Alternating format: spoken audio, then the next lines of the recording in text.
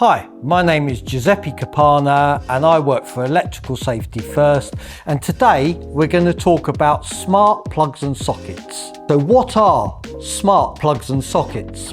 They're essentially the same as ordinary plugs and sockets, apart from they have an electronic switch.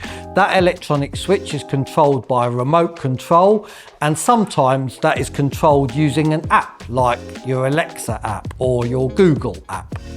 So there's two different types. So you can get a type which replaces your socket outlet that is part of your building installation, like this one. So you basically replace this socket and it has to be wired in using an electrician. Or you can get another type, like one of these adapters, which just plugs in to your standard socket outlet. It's quite convenient to have some of these devices if you have items that are difficult to switch on. So for example, if your socket outlet is behind the sofa and it's difficult to switch an item on and off, you can use one of these smart plugs and sockets to switch them on. It's quite essential that you ensure that these products meet all the proper safety standards. Otherwise, there's a risk of electric shock or there's a risk of fire.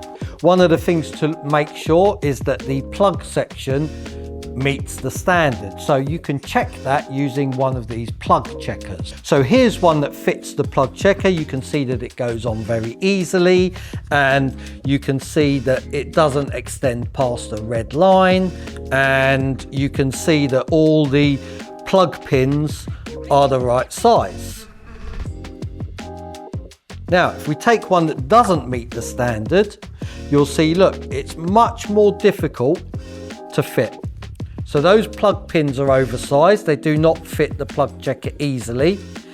If you look further, you can also see that the body of the adapter extends past the plug checker, which means it's too big. It could encroach on switches in your socket outlet. But more importantly, it means it does not meet the standard, so it may have other hidden issues, like for example, access to live parts or issues with the earthing. So what else can we look out for in order to identify smart plugs and sockets that don't meet the standard? If you buy one of these products and it comes with a poor set of instructions, or indeed with no instructions at all, that's a red flag. That tells you that this product has not been through any safety testing. This is one that we tested a little while ago, and this one has it's an extension lead type one. And as I say, this doesn't meet the standard. So you've got USB ports on this.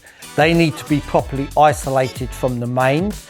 If they're not properly isolated from the mains, there's a chance that mains potential voltages can get onto the USB port. That can damage your phone, or more importantly, can give you an electric shock.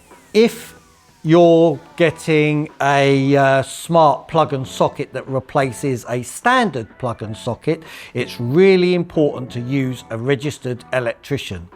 In a recent investigation that we carried out testing some of these products, we found many of these products had issues with earthing and access to live parts. By using a registered electrician to install your smart product, you can be sure that they will check the installation wiring to make sure that the earthing is not compromised by the product that you've installed. We've got lots of resources and lots more information on smart plugs and sockets at our website at electricalsafetyfirst.org.uk. Please visit.